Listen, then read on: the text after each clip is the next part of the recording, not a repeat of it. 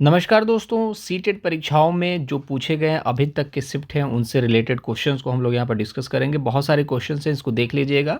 और यहाँ पर क्वेश्चन में नंबरिंग इसलिए नहीं है क्योंकि नंबरिंग से आपको लगेगा कि इतने ही क्वेश्चंस हुए हैं, इतने में मैंने क्या सीखा, कुछ नहीं सीखा। लेकिन जब क्वेश्चंस नहीं होंगे आपको पता हो जाएगा कि हाँ, ऑलमोस्ट सारे जो टॉपिक हैं वो कवर हो चुके हैं, सारे क्वेश्चन हम लोगों को अच्छे तरीके से आने लगे हैं, समझ में चीज़ें समझ में आने लगी हैं। तो आपको खुद ही कॉन्फिडेंस आएगा और वही कॉन्फिडेंस मैं आप लोगों को देना चाहता हूँ। तो वीडियो अच्छा लगेगा तो लाइक ज़रूर कीजिएगा, चैनल को सब्सक्राइब जरूर कीजिएगा। बहुत हेल्पफुल वीडियो होने वाली है, पूरा ज़रूर देखिएगा और 2 से 3 पार्ट में ज़रूर देखिएगा। एक बार अगर बैठेंगे 2 घंटे देखने के लिए तो नहीं देख पाएंगे, तो इसको डिवाइड कर लीजिएगा, 20-20, 25-25 मिनट में देखिएगा ताकि चीज़ें आपको अच्छी तरीके से साइकोलॉजिकली ये करेक्ट है तभी दिमाग में जाएंगी। ठीक है, पहला प्रश्न इसी तरीके से थोड़ा सा लेवल नीचे रखते हैं और चीज़ों को सीखते हैं। समाजीकरण का प्राथमिक और समाजीकरण का द्वितीय कारक कौन सा है? तो याद रखिएगा, समाजीकरण का प्राथमिक कारक की अगर हम बात करेंगे तो वो कौन सा है? वो है परिवार। ठीक है, द्वितीय कारक की बात करेंगे तो वह है विद्यालय। ठीक है, परिवार द्वितीय कारक नहीं है। यहाँ पर देखिए, यहाँ पर द्वितीय कारक होगा, यहाँ पर प्राथमिक कारक होगा, तो द्वितीय कारक परिवार नहीं है। विद्यालय प्राथमिक कारक नहीं है। पास पड़ोस जो है प्राथमिक कारक हैं, इसको भी पता होना चाहिए, तो ये आपका द्वितीय कारक में नहीं आएगा। तो आंसर नंबर फर्स्ट जो होगा आपका राइट आंसर होगा। ठीक है, और यहाँ पर कुछ चीज़ें और जान लीजिए कि जो 0 से लेकर के 2 वर्ष तक का बच्चा होता है वो प्राथमिक कारक में आता है। कहने का मतलब है कि 0 से 2 वर्ष तक का बच्चा होता है वही कहीं ना कहीं परिवार में प्राथमिक चीज़ों को सीखता है, परिवार से सीखता है, पास पड़ोस से अडॉप्ट करता है। लेकिन 2 साल के बाद जब वो बच्चा बाहर निकलने लगता है घर से, ठीक है, जैसे कि विद्यालय जाने लगता है, टीवी वगैरह देखना स्टार्ट कर देता है, तो जब वो दूसरी चीज़ों को टीवी देख करके सीखना स्टार्ट कर दिया, मतलब कि वो द्वितीय कारक में एंटर कर चुका है। तो जो एज मानी जाती है 0 से 2 वर्ष, जिसको हम लोग शैशव काल भी कहते हैं, परीक्षा में पूछा गया प्रश्न है। ठीक है, चलिए नेक्स्ट क्वेश्चन देखते हैं। चलिए नेक्स्ट प्रश्न है, अब देखिए वाइगोत्स्की, कोहलबर्ग और यहाँ पर आप देखेंगे पियाजे से रिलेटेड भी प्रश्न आएंगे। जो इंपॉर्टेंट टॉपिक पूछे जा रहे हैं उन सभी टॉपिक्स को हम लोग यहाँ पर कवर करेंगे। जेंडर भूमिका क्या है, यहाँ पर सवाल जब बनेगा तो बच्चे यहाँ पर कंफ्यूज हो जाएंगे, और इसीलिए जो बहुत इंपॉर्टेंट क्वेश्चंस हैं उन्हीं को हम लोग यहाँ पर डिस्कस करेंगे। तो जेंडर भूमिकाएं क्या हैं? ठीक है, अधिग्रहित व्यवहार, जन्मजात व्यवहार, जैविक संरचना, आनुवांशिक निर्धारित। बच्चे बहुत कंफ्यूज होते हैं, मतलब 100 में से मान के चलो 60-70% बच्चे ऐसे होते हैं जो कंफ्यूज होते हैं। तो देखिए, जो सेक्स होता है ना, ठीक है, जिसको हम लोग बोलते हैं लिंग, ठीक है, तो वो जो होगा आपका जैविक संरचना होती है। लेकिन जो आपका यहाँ पर जेंडर देखने को मिलेगा, ठीक है, वो जो होता है आपका सामाजिक संरचना होती है। और सामाजिक संरचना को क्या किया जाता है? लर्न किया जाता है। याद रखिएगा, लर्न बिहेवियर को बोला जाता है जेंडर भूमिका। ठीक है, जन्मजात जो होगा वो आपका कौन सा होगा? आपका लिंग होगा। जैविक संरचना उसी चीज से रिलेटेड है, आनुवांशिकता उसी चीज से रिलेटेड है। ठीक है, तो ये तो तीनों होगा नहीं। जेंडर जो है वो क्या है? अधिग्रहित व्यवहार, लर्न बिहेवियर, इस चीज को याद रखिएगा। ठीक है, अब जैविक संरचना पूछा जाता है तो लिंग जैविक संरचना है, सामाजिक संरचना क्या है? जेंडर है। तो इसमें कंफ्यूज मत होना दोस्त। ठीक है, थोड़ा सा लॉजिक लगा करके सोचोगे आपको खुद ही समझ में आ जाएगा कि सामाजिक क्या है और जैविक क्या है। ठीक है, चलिए, सतत मूल्यांकन और समग्र मूल्यांकन से प्राथमिक उद्देश्य हैं, मतलब क्या उद्देश्य हैं और इससे सवाल बनते हैं दोस्त। तो छात्रों के प्रदर्शन की एक दूसरे से तुलना, जहां पर भी तुलना हो वो नेगेटिव है। टैग वर्ड की वीडियो नहीं देखिए तो देखिएगा जरूर, उससे बहुत हेल्प मिलेगी आप लोगों को। छात्रों की समझ को आंकना और पाठ्यक्रम तथा शिक्षा शास्त्र को उसके अनुसार रूपांतरित करना। तो मैं अगर आपकी समझ को आंक लेता हूँ कि आपको किस तरीके से चीज़ें अगर सिखाई जाए आप सीख सकते हैं, तो काम ही आसान हो जाएगा। अब मुझे ऐसा लगा कि अब जो आने वाली शिफ्ट है उसके लिए थोड़ा सा मैराथन करना चाहिए, तो मैंने इन क्वेश्चंस को डिज़ाइन करा उस तरीके से जैसे आपको चीज़ें समझ में आएंगी, और पाठ्यक्रम को उस हिसाब से मैंने घुमा दिया, और वो चीज़ आप लोग देखोगे आपको खुद ही समझ में आ जाएगा कि मज़ा आ गया। ठीक है, तो याद रखिएगा, आपकी समझ को आंकना बहुत ज़रूरी है कि आप कहाँ पर हैं, क्या क्या चाहिए आपको। अब पाठ्यक्रम निगेटिव होता है, मैं मानता हूँ, लेकिन आगे भी पढ़ लीजिए, तथा शिक्षा शास्त्र को इसके अनुसार रूपांतरित करना। देखिए, पाठ्यक्रम निगेटिव है, लेकिन इसको शिक्षा शास्त्र मतलब एक टीचिंग मेथड के हिसाब से मैं बदल देता हूं और उसको इस तरीके से आपके सामने रिप्रेजेंट करता हूं कि चीजें आपके लिए आसान हो जाए। ठीक है ना, तो जैसे मैंने आपको पहले बोला, एक निगेटिव होता है, पॉजिटिव होता है, तो निगेटिव जो होता है वो आपका हावी हो जाता है। लेकिन यहां पर पाठ्यक्रम जो है निगेटिव है, लेकिन बाकी सारी चीजें पॉजिटिव है। क्यों? क्योंकि बाकी आगे का देख लेते हैं। छात्रों को उनके प्रदर्शन के अनुसार वर्गीकरण करना, छात्रों को अलग अलग वर्गीकृत कर दोगे, मतलब कि तुलना कर दिया कि इस बच्चे ने कम नंबर लाया, ये बच्चा ज़्यादा नंबर लेकर के आया है, इनको अलग अलग, ज़्यादा नंबर वाले आगे बैठेंगे, पीछे बैठेंगे कम नंबर वाले, ये तो गलत हो गया। छात्रों को किसी विषय में सफल और विफल घोषित करना, किसी विषय में बोल दो कि तुम बहुत अच्छे हो, किसी में बोलो कि तुमको तो बिल्कुल नहीं आता, गोबर हो तुम बिल्कुल, तो बच्चे को डिमोटिवेट नहीं करना। तो देखिए, यहाँ पर पहला ऑप्शन तो गलत हो गया, तीसरा चौथा गलत हो गया। यहाँ पर ये निगेटिव है लेकिन इसको बदला जा रहा है। क्यों बदला जा रहा है? ताकि आपके हिसाब से बताया जाए। लेकिन मैंने बोला पॉजिटिव निगेटिव में निगेटिव होता है। लेकिन देखो यार, ये जो है ना जैसे कि पॉजिटिव निगेटिव क्या होता है, जैसे कि तुम अच्छे और साथ में हो गया चोर, तो अच्छा तो है ही लेकिन चोर क्या हो गया? निगेटिव हो गया ना। मतलब कुल मिला जुला के ऑप्शन तो गलत हो गया। लेकिन ये ऑप्शन सही क्यों है? ये तो अच्छा चोर है, ये अच्छा, आप मान के चलो ये अच्छा मर्डरर है, ये अच्छा किडनैपर है, तो किडनैपर मर्डर से अच्छा तो चोर ही है। तो ऑप्शन नंबर सी जो हो जाएगा वो आपका राइट आंसर होगा। कहने का मतलब है कि एप्रोप्रिएट आंसर इंपॉर्टेंट है। ये सब गलत हो गए, ये आपका सही हो जाएगा। क्यों? क्योंकि समझ को आंकना पॉजिटिव है, बाकी पाठ्यक्रम को हम क्या कर रहे हैं? घुमा रहे हैं ताकि आप चीज़ों को समझ सकें। चलिए थोड़ा सा वक्त लेकर के चलूंगा दोस्त, चीज़ों को समझाना मेरा मोटिव है। बहुत सारे क्वेश्चन कराने होते हैं, फटाफट मैं बहुत सारे क्वेश्चन आंसर का टिक लगा दूंगा। इससे आपको फ़ायदा नहीं है, आपको मेहनत से, मेरा मेहनत बेकार जाएगा इससे, ठीक है। अगर विद्यार्थी अपने कार्य की सफलता को आंतरिक कारणों पर आरोपित करते हैं, उनमें किस चीज़ की भावना उत्पन्न होगी? कहने का मतलब है कि आप सीटेट में अगर पास कर जाते हैं तो आप अपने अंदर क्या फील ऐसा करने वाले हैं, क्योंकि आपने सेल्फ मोटिवेशन से उस चीज़ को अचीव करा है। बाह्य कारकों से तो किया नहीं है, आंतरिक कारकों से किया है। तो उसमें क्या उत्पन्न होगा? शर्म उत्पन्न होगी, गर्व उत्पन्न होगा, गुस्सा आएगा, उत्कंठा, एंजाइटी। एंजाइटी देख करके लोगों को लगेगा कि यार ये पॉसिबल है, हो सकता है, लेकिन ये भी गलत है। आपको अंदर से गर्व महसूस होगा, यार मैंने कर लिया, मैंने कर दिखाया। अब बात सुपर टेट की बारी है, प्राइमरी शिक्षक की बारी है, केवीएस की बारी है, DSSB की बारी है। अब तो बस सिलेक्शन लेना है, क्योंकि आंतरिक रूप से आप गर्वान्वित महसूस करने वाले हैं, ठीक है। तो ये राइट आंसर होगा सेकंड। एक और प्रश्न इस तरीके का देखने को मिलता है कि निम्न में से अधिगम का कौन सा परिप्रेक्ष्य यह कहता है कि ठोस प्रलोभनों और पुरस्कारों द्वारा विद्यार्थियों को सीखने के लिए प्रेरित किया जा सकता है? अच्छा प्रश्न है। अब इसके बारे में बच्चे जो है गलती करते हैं, और वो स्वाभाविक है यार, गलतियां ही तो सिखाती हैं ना आपको। तो गलतियों से सीखना होता है, ठीक है ना। गलतियों से अगर सीखोगे तो अच्छी बात है, और गलतियां हो रही है इसका मतलब आप सीखने की कोशिश कर रहे हो। हमसे भी गलतियां होती है कई बार वीडियो में, जैसे कि एनीमिया से आप देखोगे, एनीमिया जो होता है वो होता है आयरन की कमी की वजह से, लेकिन हमने ऑप्शन में निमोनिया पढ़ लिया, निमोनिया को आयरन की कमी की वजह से बता दिया, जबकि निमोनिया जो होता है फेफड़े का एक संक्रमण होता है, ठीक है। तो गलतियां हो जाती हैं दोस्त, ठीक है। लेकिन इसका मतलब ये नहीं होता है कि गलतियों को दबा दिया जाए, हटा दिया जाए, कि नहीं गलती होना ही नहीं चाहिए। गलतियां होंगी, अगर इंसान हो तो गलती होगी, कोई दिक्कत नहीं है। आप इसका आंसर कीजिए, इसमें गलतियां करेंगे बच्चे, लेकिन देखिए इसका आंसर जो होगा वो होगा बी, बिहेवियरल, व्यवहारात्मक। कहने का मतलब है कि जैसे कि मान के चलिए कि मुझे आपको कुछ प्रलोभन देना है ताकि आप चीज़ों को सीख सके। तो मैंने आपको क्या कहा कि ठीक है साइकिल दिला दूंगा बेटे, तुम ऐसा काम करो कि तुम अच्छा स्कोर लेकर के आओ, मैं तुमको साइकिल दिलाऊंगा। माँ बाप तो ऐसे ही प्रलोभन देंगे। माँ बाप तो को थोड़ी ना बताया गया कि एनसीएफ, एनएपी, किस तरीके से मातृभाषा, ये सारी चीज़ें माँ बाप को नहीं। माँ बाप को तो भैया नंबर से मतलब है, माँ बाप तो प्रलोभन देंगे। तो वो क्या है, वो व्यवहारिक है, याद रखिएगा। मानवतावादी तो है ही नहीं, ठीक है। मानवतावादी तो आपको पता ही है कि यार वो गरीब को देख करके 100 रुपये दे दिया, आपको लगा कि अब वो अमीर बन जाएगा, मानवता दिखा दी आपने। वो सारी चीज़ें मानवतावादी हो जाती हैं। संज्ञानात्मक तो पियाजे के बारे में बात की जाती है कि दिमाग जैसे जैसे बढ़ता है बुद्धि वैसे वैसे बढ़ती है, इस चीज़ के बारे में। तो यहाँ पर कहीं भी प्रलोभन से रिलेटेड तो है नहीं संज्ञान। सामाजिक संस्कृति, बाइगोत्स्की इस चीज़ के बारे में बात करते हैं कि समाज में जब बच्चा जाता है तो समाज से सीखता है। यहाँ पर कहीं प्रलोभन की बात ही नहीं है। तो प्रलोभन जो है पुरस्कारों द्वारा विद्यार्थियों को सीखने के लिए प्रेरित करना, ये एक व्यवहारात्मक है। व्यवहार करता है किसकी तरफ? जब प्रलोभन उसको दिखता है, उसके प्रलोभन पर ही उसका व्यवहार जो है डिपेंड होता है। कहने का मतलब है कि अगर वो बच्चे को साइकिल दिलाने की आप बात करते हैं तो बच्चा पढ़ना स्टार्ट करेगा, लेकिन जैसे ही बोलोगे कि साइकिल नहीं आएगी, पढ़ने में कमी कर देगा, मतलब उसके व्यवहार में परिवर्तन आ जाएगा। तो व्यवहार जो होगा राइट आंसर होगा, ऑप्शन नंबर 3 सेकंड जो होगा वो राइट आंसर। मजा आ रहा है कि नहीं? मजा आएगा दोस्त, बहुत मजा आएगा। आप चलते जाइए, देखते जाइए कि क्या मजा आने वाला है इस सीरीज में। चलिए अगला प्रश्न देखेंगे कि एक अध्यापिका बच्चों को फ़ोन नंबर रटने के लिए फ़ोन नंबर के 10 अंकों को 3-4 अंकों के समूह में बांटकर याद करना सुझाती है। अध्यापिका द्वारा यह सुझाई रणनीति कहलाती है। बहुत अच्छा प्रश्न है, बताइए।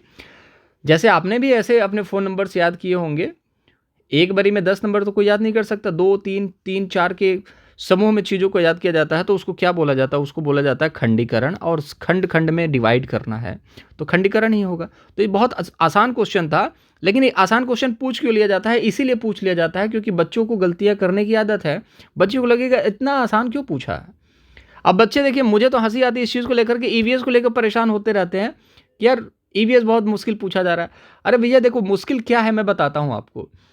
सीटेट में सीडीपी के क्वेश्चंस किसी बच्चे को याद नहीं रहता। क्यों? क्योंकि ऑप्शन इतने बड़े-बड़े होते हैं, या फिर 1-2 पूछ लेगा कि पठन विकार से संबंधित प्रश्न पूछा गया था, समावेशी शिक्षा से प्रश्न आया था, ऐसे ही बताएँगे बच्चे, ऑप्शन कोई नहीं बताता। हाँ, लेकिन ईवीएस में 2-4 क्वेश्चन ऐसे बताएँगे, हाँ, मधुबाला के बारे में पूछा गया था, मधुबनी पेंटिंग के बारे में पूछा गया था, तो बुंदेलखंड के बारे में पूछा गया था, तो दमन-दीव के बारे में पूछा गया था। 2-4 मुश्किल क्वेश्चन को पकड़ लेंगे और ये रिव्यू में दे देंगे और कहेंगे बहुत टफ पेपर आ रहा है। टफ पेपर नहीं आता है दोस्त। सीटेड में 75 नंबर के पेडागोजी आती है और बाकी आप देखोगे तो 15-15 नंबर के आपके यहाँ पर पैसेज आते हैं। तो यही आसान है और इसी चीज़ को समझना है, लेकिन वो चीज़ आप लोगों को समझ में आती नहीं है। 75 नंबर की पेडागोजी कर लो, आपका काम आसान हो जाएगा।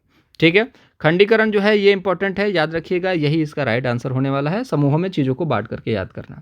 अब जब ईवीएस के चक्कर में परेशान रहेंगे तो आपकी परेशानी का कोई हल नहीं है, और ये सीटेट जो है दिमाग से खेलता है। 2-4 क्वेश्चन ईवीएस में डालेगा और बच्चे अब लगेंगे ईवीएस पढ़ने की, ईवीएस पढ़ लेते हैं, ईवीएस पढ़ लेते हैं, ये किताब से नहीं आ रहा, अब ये किताब से पढ़ लो 2-3 नंबर के लिए पढ़ो, बाकी सारे पेडागोजी को छोड़ दो। क्या मतलब बनता है पेडागोजी पढ़ने से? वो तो आपको आता ही है ना, बेकार हो जाएगा पेपर इस चक्कर में। वो छात्र जिन्हें डैश है, उन्हें पाठ पढ़ने और लंबे अंशों को समझने में लगातार चुनौतियों का सामना करना पड़ता है। तो देखिए कुछ चीज़ें हैं, उसको समझ लीजिए। देखिए 3 तरीके की आपको यहाँ पर डिसेबिलिटी पढ़नी है, उससे सवाल बनते हैं, और एक और मान लीजिए 4। तो लर्निंग डिसेबिलिटी 4 हैं जिनको पढ़ना है, लर्निंग डिसेबिलिटी 4 हैं, ठीक है। उसके अलावा भी कुछ हैं आपके डिसेबिलिटी जिसको हम लोग पढ़ते हैं, बट बहुत कम, रेयर चांसेस है पूछा जाए। तो जो भी पाठ पढ़ने में और लंबे अंशों को समझने में दिक्कत होती है, उसको क्या बोला जाता है? उसको डिसलेक्सिया बोला जाता है। इस चीज़ को समझ लीजिए, उसको क्या बोला जाता है? डिसलेक्सिया बोला जाता है।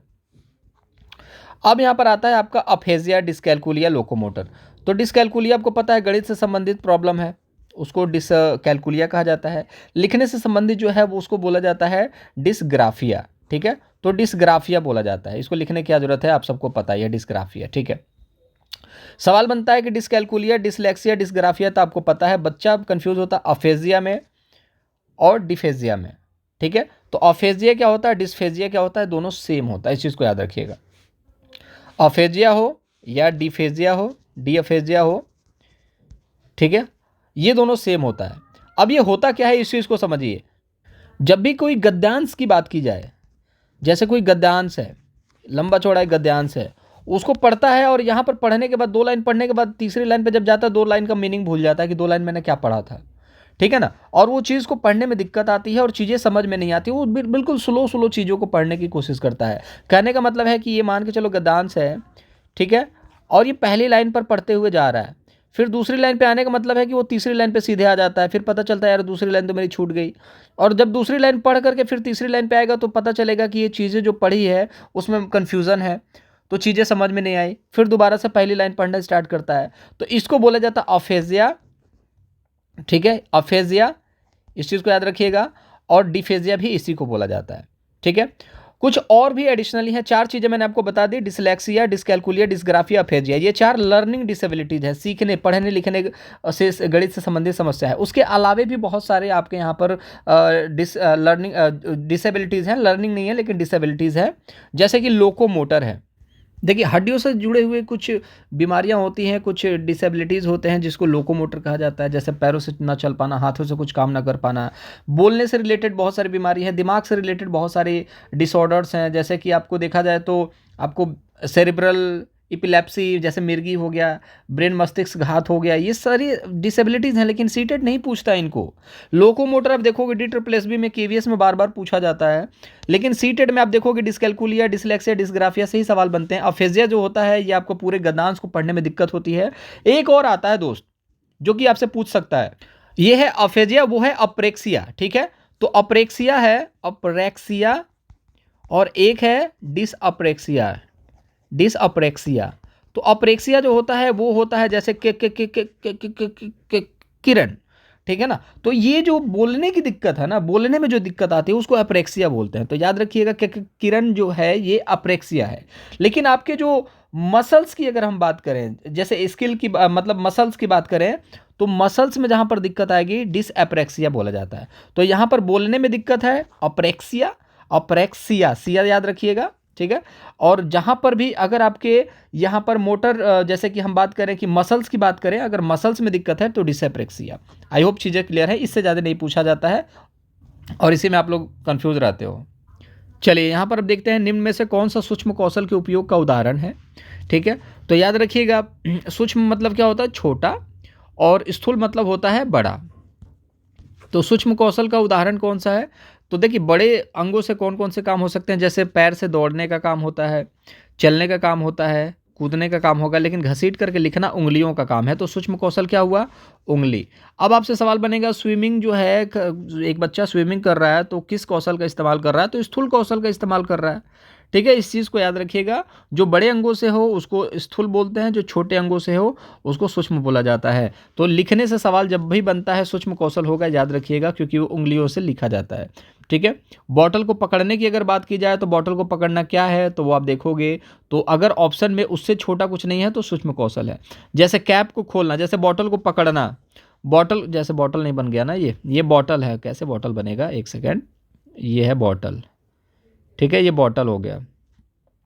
अब बॉटल को पकड़ना क्या है, तो बॉटल को पकड़ना यहाँ पर तो आपको लगेगा कि सूक्ष्म है, मैंने भी बोला कि सूक्ष्म है, लेकिन उसमें सवाल बदल दे कि बॉटल को पकड़ना सूक्ष्म है, तो बताइए ढक्कन को खोलना क्या है, तो यार बॉटल को पकड़ना फिर सूक्ष्म नहीं होगा, बॉटल को पकड़ना आपका स्थूल होगा क्योंकि आप पूरे पंजे से पकड़ोगे, लेकिन जब ढक्कन को खोलोगे तो उंगलियों से, तो ढक्कन को खोलना जो होगा सूक्ष्म कौशल होगा। आई होप गॉट क्लियर, आपने चीज़ों को समझ लिया होगा, ठीक है। तो सूक्ष्म मतलब आपको समझ में आ गई। चलिए आगे बढ़ते हैं।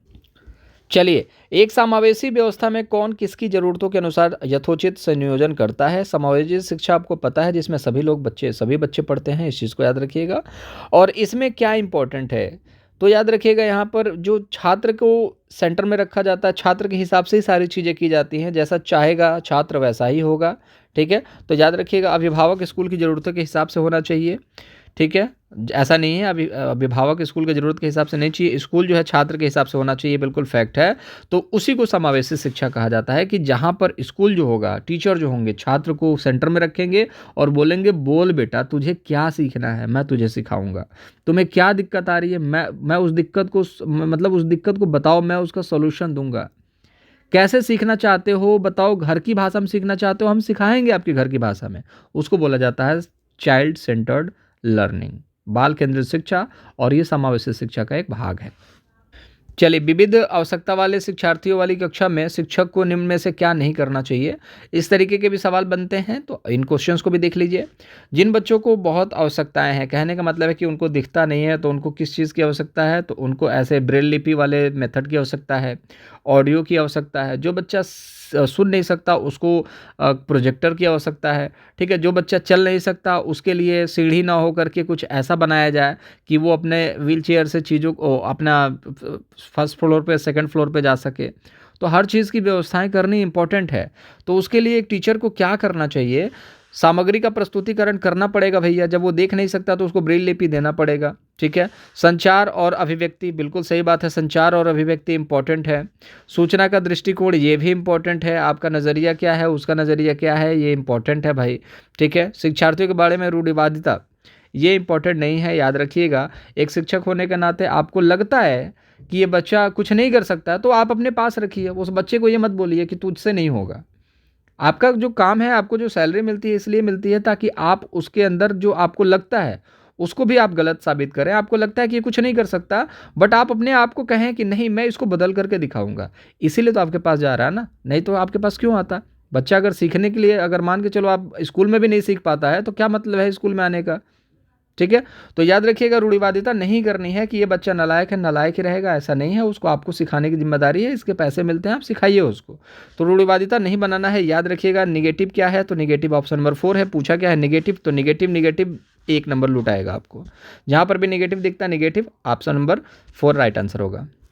चलिए, एक प्रश्न यहाँ पर देखेंगे, दिव्यांग छात्रों की शिक्षा के लिए किस प्रावधान की नई शिक्षा नीति 2020 द्वारा बढ़ावा नहीं दिया गया है। तो याद रखिएगा, जब भी दिव्यांग छात्रों की शिक्षा के लिए किस प्रावधान की नई शिक्षा नीति 2020 द्वारा बढ़ावा नहीं दिया गया है, तो उपयुक्त इमारती ढांचा, मैंने आपको क्या बोला, जब बच्चा नहीं चल सकता उसके लिए ऐसे इंफ्रास्ट्रक्चर डालने पड़ेंगे, ऐसा ढांचा आपको बनाना पड़ेगा कि बच्चों को दिक्कत ना हो। क्लास पता चले सेकंड फ्लोर पे हो, उस क्लास में बच्चा ऐसा है जो चल नहीं सकता, उसको चढ़ने में दिक्कत होती है, तो आपको क्या मैनेज करना पड़ेगा, आपको ऐसा इंफ्रास्ट्रक्चर बनाना पड़ेगा कि पहले फ्लोर पे या ग्राउंड फ्लोर पे आपका क्लास हो, ताकि बच्चे को दिक्कत ना हो।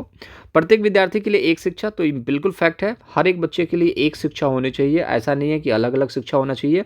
और एक निजी शिक्षक दे, मतलब कि उन क्लास के लिए एक निजी शिक्षक होना चाहिए जो उनको अलग से ट्रेन करे। ऐसा नहीं है कि एक कक्षा है, सभी बच्चे एक कक्षा में बैठे हैं, लेकिन किसी को कोई टीचर पढ़ा रहा है, किसी को कोई टीचर। बच्चे यहाँ पर निजी को लेकर के, प्राइवेट को लेकर के कंफ्यूज हो जाते हैं। निजी मतलब कि उनसे जुड़ा हुआ शिक्षक होना चाहिए, उसी कक्षा से जुड़ा कक्षा होना चाहिए। कहने का मतलब है कि एक बहुत तेज बच्चे हैं, एक 40 तो होता नहीं, प्राइमरी में 30 बच्चों का एक होता है आरटी के द्वारा, आपको पता होना चाहिए, राइट टू एजुकेशन एक्ट के द्वारा 30 बच्चे होने चाहिए प्राइमरी में, 35 होने चाहिए आपका उच्च प्राइमरी में, और अगर 200 से ज़्यादा बच्चे हैं तो 40:1 का अंतर वो होता है, रेशियो होता है। तो 30 बच्चे हैं, जिसमें से मान के चलो कि 10 बच्चे ऐसे हैं जो विविध आवश्यकताओं वाले बच्चे हैं, दिव्यांग बच्चे हैं। अब क्या इनके लिए अलग एक टीचर आएगा कि नहीं भैया 10 बच्चे हैं इनके लिए एक अलग टीचर आएगा? ठीक है, ऐसा नहीं है। वही एक निजी शिक्षक होगा जो पूरे क्लास के लिए होगा, इस चीज़ को याद रखिएगा। तो यहाँ पर इस चीज़ को भी बढ़ावा नहीं दिया गया, ये तो इम्पॉर्टेंट है, ये तो इम्पॉर्टेंट है, ये तो है ही। इसको बढ़ावा दिया गया है कि प्रत्येक विद्यार्थी के लिए एक शिक्षा होनी चाहिए, और उस शिक्षा को देने के लिए एक शिक्षक होना चाहिए। अनिवार्य विशेष शिक्षा, ठीक है, उपयुक्त तकनीकी सुविधाएं। तो अनिवार्य मतलब कि अनिवार्य करना तो पॉजिटिव होता है बच्चों के लिए, लेकिन नई शिक्षा नीति में अनिवार्य और विशेष शिक्षा की बात की गई है, कि स्पेशल एजुकेशन की बात की गई है, कि जो बच्चा जैसे कि दिव्यांग है, ठीक है, तो उसको एक विशेष शिक्षा देनी है। नहीं भैया, किसी को विशेष शिक्षा नहीं देनी है, किसी को स्पेशल नहीं दिखाना है कि वो स्पेशल है। जहां आप किसी को स्पेशल दिखाने लगोगे, और दिव्यांग बच्चों को जब आप स्पेशल दिखाओगे तो उनको अच्छा नहीं लगेगा।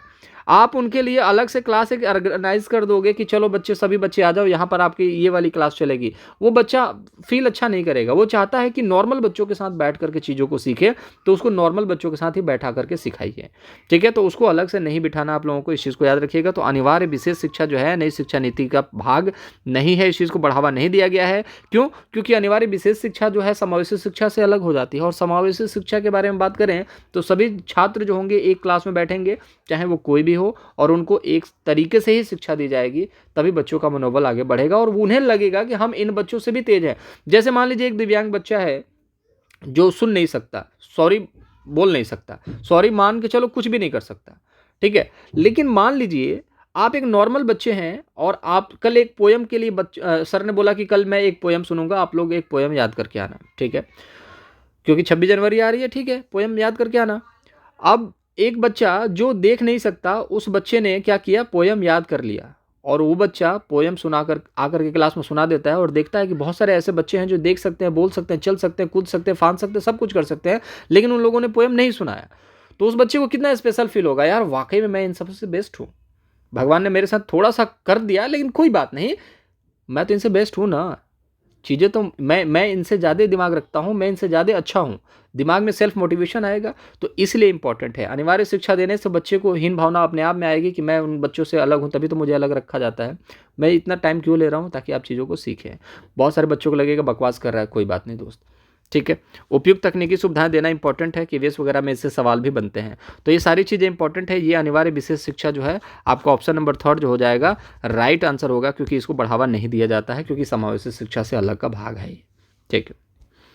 चलिए, एक शिक्षक को उन गतिविधियों को बढ़ावा देना चाहिए जो अस्पष्ट हो, गलत हो गया, अत्यंत जटिल हो, गलत हो गया, अर्थहीन हो, गलत हो गया। देखिए आसान है, सांस्कृतिक रूप से उपयुक्त होना चाहिए।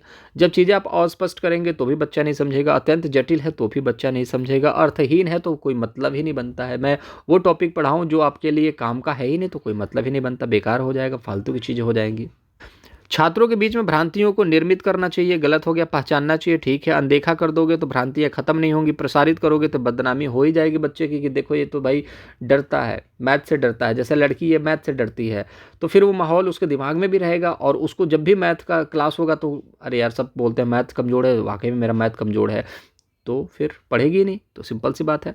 तो ये सभी चीज़ें नहीं करना है आपको, भ्रांतियों को पहचानना है, दिक्कत कहाँ आ रही है, उन भ्रांतियों को दूर करना। जैसे बच्चों को दिक्कत आ रही थी कि सर एक लंबी क्लास लीजिए जिसमें एक ही कॉन्सेप्ट एक क्लास के अंदर ही आ जाए, जिससे कि आसानी हो जाए, तो मैंने आपकी भ्रांतियों को देखा, क्योंकि 20 वीडियो हैं, 20 वीडियो को देखोगे टाइम वेस्ट होगा, इससे अच्छा कि एक वीडियो में ही निचोड़ ला करके रख देता हूँ, आपके कॉन्सेप्ट को समझा देता हूँ। तो बस भ्रांतियों को समझा, मैंने आपके सामने ला करके रख दिया, कॉन्सेप्ट क्लियर हुआ, भ्रांति भी दूर हो जाएगी। ये इंपॉर्टेंट है, ये एक अच्छा इंपॉर्टेंट क्वेश्चन है। विकास में वृद्धि से तात्पर्य है, तो देखिए विकास में वृद्धि, विकास में वृद्धि, तो विकास जो होता है जिसको डेवलपमेंट कहते हैं, तो डेवलपमेंट का, डेवलपमेंटल ग्रोथ की अगर हम बात करें, तो डेवलपमेंट में वृद्धि की अगर हम बात करें तो उसमें क्या क्या होगा, तो इसमें इंक्रीज की हम बात करेंगे। डेवलपमेंट इंक्रीज जब होगा, या फिर ग्रोथ ही मान लेते हैं, डेवलपमेंटल ग्रोथ, ठीक है। तो विकास में जब वृद्धि होगी तो ज्ञान में वृद्धि होगी भैया, संवेग में भी वृद्धि होगी, वजन में भी वृद्धि होगी, सभी चीज़ में वृद्धि होगी। वृद्धि मतलब क्या होता है, जैसे कि किसी चीज़ का बढ़ना, लेकिन विकास के साथ साथ चीज़ों का बढ़ना, जिसमें आप देखोगे कि आप जो हो छोटे से बच्चे थे, अब आप बड़े बच्चे हो गए हो और आप बड़े हो गए हो, तो आपका ग्रोथ कैसे हुआ, पहले आप 2 साल के थे तो आपकी हाइट छोटी थी, अब थोड़ी सी बड़ी हो गई है हाइट, क्यों, क्योंकि आप में वृद्धि हुई है। लेकिन विकास किससे डिपेंडेंट है, विकास सभी चीज़ों से डिपेंडेंट है। जैसे कि आपके शरीर भी बढ़ रहा है, वो भी विकास का हिस्सा है, लेकिन आपका जो बुद्धि बढ़ रहा है वो भी विकास का हिस्सा है, आपके जो स्किल बढ़ रहे हैं वो भी विकास का हिस्सा है। तो विकास में वृद्धि होना मतलब कि सभी चीज़ें आपकी शामिल हो जाएंगी। देखिए वृद्धि जो है वो वृद्धि है, लेकिन विकास में वृद्धि आ सकता है, ठीक है। जब भी विकास होगा उसमें वृद्धि शामिल हो जाएगा, लेकिन वृद्धि में विकास नहीं आता है। ये वाले जो शब्द होते हैं ना, जैसे वृद्धि में ये हो जाए, जैसे वर्ग जो है रेक्टेंगल हो सकता है, लेकिन रेक्टेंगल वर्ग नहीं हो सकता, इस तरीके के सवाल जो होते हैं थोड़े से कन्फ्यूजिंग होते हैं। तो याद रखिएगा, वृद्धि जो है विकास के अंदर आ सकता है, लेकिन विकास वृद्धि के अंदर नहीं आ सकता, क्योंकि वृद्धि का मतलब है कि चीज़ों का बढ़ना, और चीज़ों का बढ़ना सिर्फ शारीरिक वृद्धि से बात की जा रही है, ठीक है। लेकिन विकास में सभी चीज़ें आ जाएंगी, आपका ज्ञान की वृद्धि, संवेग की, वजन की, ठीक है, स्किल की, सोच समझ की, सारी चीज़ें। तो ऑप्शन नंबर 4 जो होगा विकास में वृद्धि होगा, ये बार बार पूछा जाता है, इसको याद रखिएगा। चलिए कोहलबर्ग यहाँ पर पधार चुके हैं, अब कोहलबर्ग से कुछ चीज़ों को देख लेते हैं। कोहलबर्ग के नैतिक विकास सिद्धांत में दूसरे स्तर की तीसरी अवस्था पारंपरिक नैतिकता को क्या कहा जाता है। तो देखिए इन्होंने 3 स्तर बताए थे, ठीक है, 3 स्तर बताए थे, जिसमें हर एक स्तर में 2-2 चीज़ें थी, इसमें भी 2, इसमें भी 2, इसमें भी 2। तो इसमें जब पहला और दूसरे की बात करें तो इसमें था कि आज्ञा, जैसे कि 7 साल तक की अवस्था होती है जिसको पूर्व पारंपरिक बोला जाता है, बीच वाले को पारंपरिक बोला जाता है और तीसरे को उत्तर पारंपरिक बोला जाता है। तो जो 3 अवस्थाएं थी जिसमें 2-2 होता है, जिसमें पहले में आप देखोगे दंड और पुरस्कार, और दूसरे में क्या था, टिट फॉर टैट। लेकिन दूसरे की हम बात करें तो उसमें 3 और 4 होता है। तो तीसरे में क्या देखने को मिलता है, तीसरे में ये देखने को मिलता है कि अच्छा लड़का और अच्छा लड़की, ठीक है, मतलब कि आज्ञा का पालन करना है, बच्चे पापा ने बोला ये करना है तो आप वो करो, ठीक है। उसके बाद बात करेंगे कि समाज के नियमों का पालन करना, गहराई से पालन करना, अच्छे से पालन करना। तो तीसरे में आप देखोगे कि इम्प्रेस करना है माता पिता को, चॉकलेट वगैरह लेना है, ठीक है, अच्छा लड़का अच्छा लड़की बनना है। और चौथे में क्या होता है, यहाँ पर समाज की आज्ञा का पालन करना है, ठीक है। समाज की आज्ञा का पालन क्या करना है, जो भी माता पिता कहेंगे उसको पूरा करना है, एज ए रूल फॉलो करना है, ठीक है। इस चीज़ को याद रखिएगा, रूल फॉलो क्या करना है, जैसे कोई घर में मेहमान आता है तो कप का प्लेट ले जा करके उनके सामने रखना है, बिस्किट नमकीन ले जा करके रखना है, और तब तक उस बिस्किट और नमकीन को नहीं खाना जब तक मेहमान न चले जाएं। इस चीज़ को याद रखिएगा, रूल को मतलब फॉलो करना है सिस्टम से, ताकि उन्हें लगे कि लड़का जो है बढ़िया है, लड़की जो है अच्छी है, ठीक है, मतलब इंप्रेस कर दिया उसने, ठीक है। तो पहला और दूसरा समझ में आया। पहले में क्या होता है, ये दंड और पुरस्कार से बच्चे सीखते हैं, दूसरे में टिट फॉर टैट, ठीक है, आपने अगर उनको मारा तो वो भी आपको मारेंगे, ठीक है। दूसरे वाला स्टेज में देखेंगे तो क्या होता है, इंप्रेस करा जाता है माता पिता को और समाज के नियमों को पालन किया जाता है। तीसरा वाला जो स्टेज होता है इसमें भी 2 अवस्था होती है, जिसको 5वां और 6वां अवस्था बोलते हैं। 5वां अवस्था में क्या होता है, जिसमें कि नियमों को तभी तक मानो जब तक नियमें मानी जाए, जैसे कि रेड लाइट एरिया है, ठीक है, मतलब रेड लाइट एरिया का मतलब ये है कि जैसे रेड लाइट पे खड़े हो आप और रेड लाइट जली हुई है, तो आपको मतलब कि रुकना है, ये चीज़ आपका चौथे अवस्था में है। लेकिन जब कोई इमरजेंसी है तो आप उस नियम को तोड़ दोगे। तो यहाँ पर 5वां अवस्था और चौथा अवस्था थोड़ा सा कंफ्यूजिंग होता है बच्चों को। तो चौथे अवस्था में रुकिए, ठहरिए जरा, 5वीं अवस्था में तोड़ना है आपको। तो जहाँ पर नियमों को मानता है चौथी अवस्था, लेकिन जहाँ जरूरत पड़े नियमों को तोड़ने वाली जो अवस्था होती है वो 5वीं अवस्था होती है। और 6वीं अवस्था ये होती है कि दुनिया में जो भी है वो सर्वशक्तिमान है, मानवतावादी के बारे में बात करता है, जहाँ पर लगेगा कि हमारी जान भी जा सकती है, चली जाए, कोई परवाह नहीं है, वहाँ पर छठवीं अवस्था आती है। बहुत कम लोगों के अंदर ये छठवीं अवस्था होती है। आई होप नैतिकता की छठवीं अवस्था बहुत कम लोगों के पास जाती है। तो कोहलबर्ग ने नैतिक विकास के सिद्धांत के बारे में तीसरी अवस्था जो बताई है वो अच्छा लड़का और अच्छी लड़की के बारे में बताई है। चौथी अवस्था होता तो आज्ञा पालन के बारे में बात करता, जैसे को तैसा वाला दूसरी अवस्था होता। पहली अवस्था जो होता वो होता आपका, पहला अवस्था होता यहाँ पर दंड और पुरस्कार वाला। ठीक है, तो इसका आंसर होगा ऑप्शन नंबर 2। जीन पियाजे के सिद्धांत में, तो जीन पियाजे के सिद्धांत के बारे में भी थोड़ा सा बात कर लेते हैं। इन्होंने 4 अवस्थाएं बताई हैं, पहली अवस्था, दूसरी, तीसरी और चौथी। याद रखिएगा, पहली अवस्था 0 से 2 वर्ष है, दूसरी 2 से 7 वर्ष है, तीसरी 7 से 11 वर्ष है और चौथी जो है 11 से 15 वर्ष तक की अवस्था है। 0 से 2 वर्ष की अवस्था जिसको हम लोग बोलते हैं इंद्रिय गामक अवस्था, ठीक है, सेंसरी मोटर स्टेज बोला जाता है। ठीक है, जिसमें बच्चे जो हैं वो इंद्रियों से चीज़ों को सीखते हैं, भापते हैं, समझते हैं। 2 से 7 पूर्व संक्रियात्मक अवस्था इसको बोलते हैं, प्री ऑपरेशन, मतलब ऑपरेशन से पहले, मतलब चीज़ों को सीखने से पहले की जो अवस्था है, जिसमें बहुत सारी चीज़ें इसमें देखने को मिलती है। जैसे कि बच्चा क्या सोचता है कि हमने उसके गुड्डे को मारा, तो उसको लगता है, रोने लगेगा, कहेगा मेरे गुड्डे को क्यों मारा, मेरे गुड्डे को क्यों मारा, उसको चोट लग गई होगी। ठीक है, कम ज़्यादा में फ़र्क ना कर पाना, ये सारी चीज़ें चलती हैं यहाँ पर। 7 से 11 जो अवस्था होती है जिसमें कम ज़्यादा में फ़र्क, चीज़ों को सीखने लगता है, चीज़ों को सीरियल वाइज लगाना स्टार्ट कर देता है, बहुत सारी बुद्धि यहाँ पर डेवलप हो जाती है, लेकिन चीज़ों को देख करके। तो इसको बोला जाता है कंक्रीट, मतलब कि मूर्त अवस्था, जिसमें चीज़ें देख करके बच्चा सीखना स्टार्ट कर देता है। इसको आप देखोगे तो अमूर्त अवस्था, फॉर्मल स्टेज बोला जाता है, जिसमें बच्चा जो है लॉजिकल लगाना स्टार्ट कर देता है। ठीक है, तो याद रखिएगा ये 4 स्टेजेस हैं, इंपॉर्टेंट हैं और इनसे सवाल तो बनना ही बनना है। अब इसके अलावा भी बहुत सारी चीज़ें आती हैं। इन स्टेजेस में कन्फ्यूज़न क्रिएट होता है बच्चों को। तो किस एज में क्या कन्फ्यूज़न क्रिएट होता है, उन सभी चीज़ों से रिलेटेड जो भी चीज़ें आपके दिमाग में फिट है उसको बोला जाता है स्कीमा। कहने का मतलब है कि आपका जो नाम है वो क्या है, एक स्कीमा है। जो आपको किस नाम से जाना जाता है, जिस नाम से भी जाना जाता है वो क्या हो गया, फिट, एक स्कीमा है। अब देखिए, जो भी चीज़ आपके दिमाग में बनी हुई एक संरचना है उसको स्कीमा कहा जाता है। लेकिन आप देखेंगे कि जैसे कि जो संरचना बनी हुई है, ये संरचना बनी हुई है, दो स्टेजेस होते हैं। ये एक पुरानी स्कीमा है, ठीक है, ये पुरानी स्कीमा है जो आपकी संरचना बनी हुई है। अब इसमें मुझे संशोधन अगर करना है, जैसे पुरानी स्कीमा में अगर मैंने संशोधन किया तो उसको बोला जाता है समायोजन। अगर पुरानी स्कीमा में कुछ चीज़ों को मैंने जोड़ा तो उसको बोला जाता है आत्मसातीकरण। याद रखिएगा, पुरानी स्कीमा को अगर मैंने संशोधित कर दिया तो उसको बोला जाता है समायोजन। संशोधित मतलब सुधारना, ठीक है। और अगर उसमें कुछ नई चीज़ों को जोड़ दिया, ठीक है, बिना सुधारे, उसमें सुधारने की जरूरत नहीं है, ठीक है, वो ऑलरेडी ठीक है, उसमें नई चीज़ को जोड़ा, उसको बोला जाता है आत्मसातीकरण। लेकिन सवाल क्या बनता है कि वर्तमान स्कीमा द्वारा परिवेश को समझ पाने की असमर्थता, मतलब पुराना स्कीमा जो है वो बेकार हो चुका है, अब इससे कुछ काम होने वाला है नहीं, तो नई स्कीमा की एक रचना कर दी गई, एक नई स्कीमा आ गई है। इस स्कीमा को क्या कहा जाता है, इसको भी बोला जाता है समायोजन।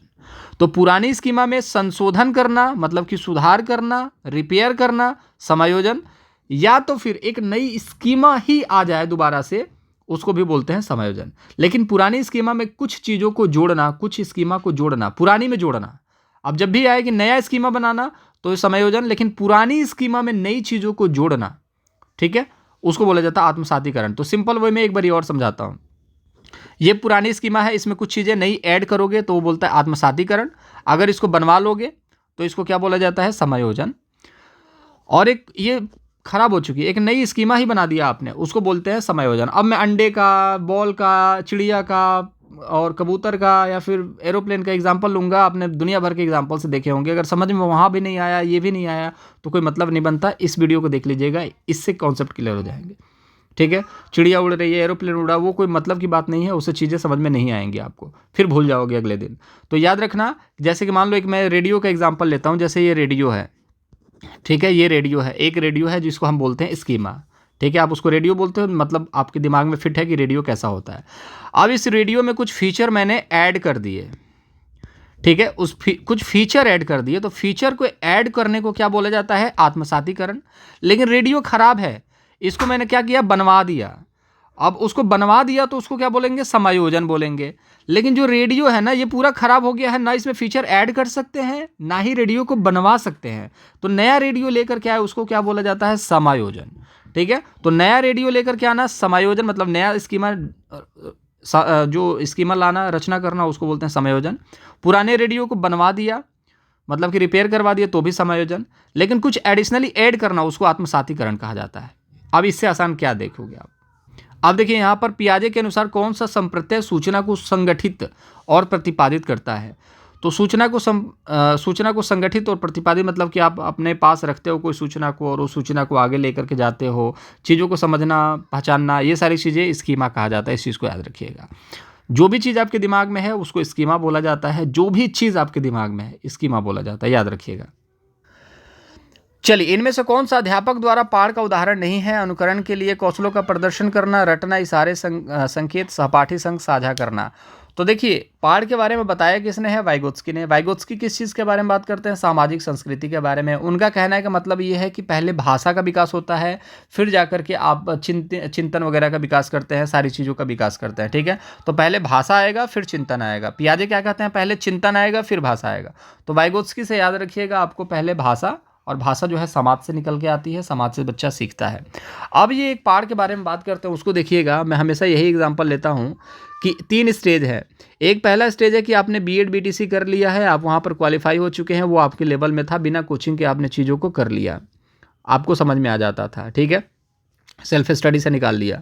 जब आप यहाँ पर बीएड बीटीसी के बाद जब सीटेट की एग्ज़ाम देने आते हैं तो कुछ चीज़ें बीएड बीटीसी वाली आपको काम यहाँ पर आती है, वो आप खुद से कर लेते हो। लेकिन कुछ चीज़ें ऐसी हैं जो कि आपको टीचर से मदद लेने की रिक्वायरमेंट पड़ती है कि कॉन्सेप्ट क्लियर नहीं हो रहे हैं। तो जो यहाँ पर टीचर जो आपको सहायता दे रहा है, ठीक है, कुछ सहायता टीचर दिया जिससे चीज़ें आप सीखेंगे, उसको क्या बोला जाता है? पाढ़। और वो सहायता टेम्पररी होता है, इस चीज़ को भी याद रखिएगा। अनुकरण कौशल के द्वारा प्रदर्शन करना, संकेत, इशारे, सहपाठी भी सिखा सकते हैं। और ये जो पाढ़ है, ये वो दे सकता है जो आपसे नॉलेजेबल हो। छोटा बच्चा भी दे सकता है, बड़ा आदमी भी दे सकता है। तो सवाल इस तरीके से घुमा के बोल सकता है कि क्या आपका छोटा भाई आपको पाढ़ दे सकता है?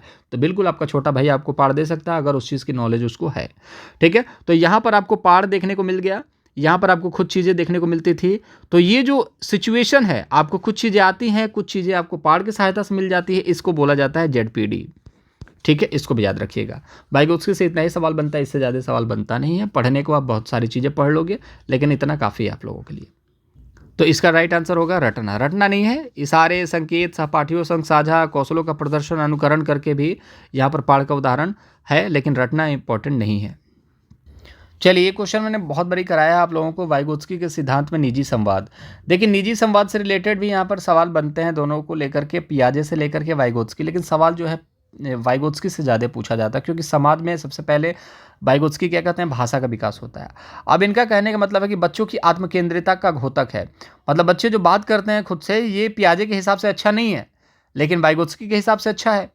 तो आत्मकेंद्रिता का घोतक है, तो ये गलत हो गया। मतलब कि नुकसान करेगा, आपका सेल्फ रिस्पेक्ट को नुकसान करेगा, आपके सेल्फ मोटिवेशन को नुकसान करेगा, ठीक है, आपकी कंसंट्रेशन को नुकसान करेगा, ऐसा नहीं है। अगर खुद से बात करते हो तो आपके क्रियाकलापों और व्यवहारों का अवरोधक है, रुकावट पैदा करेगा क्या खुद से बात करते हो तो? ऐसा नहीं है।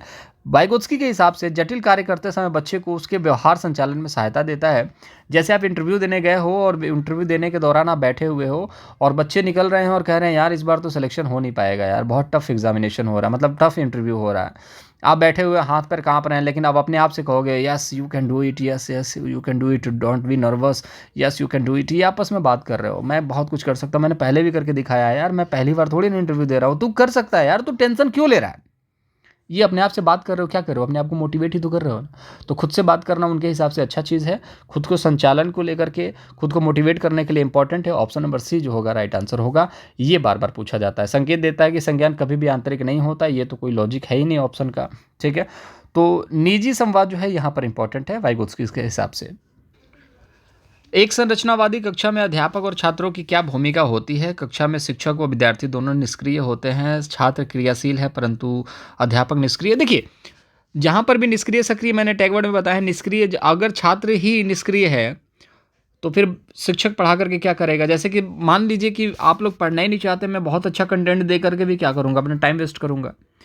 और जब छात्र ही जब टीचर ही निष्क्रिय है, जब टीचर ही इधर उधर की उलूल जुलूल चीज़ें पढ़ाने लगे और छात्र एक्टिवेट है, तो बच्चा कहेगा छोड़ो यार, क्या मतलब बनता है पढ़ने का।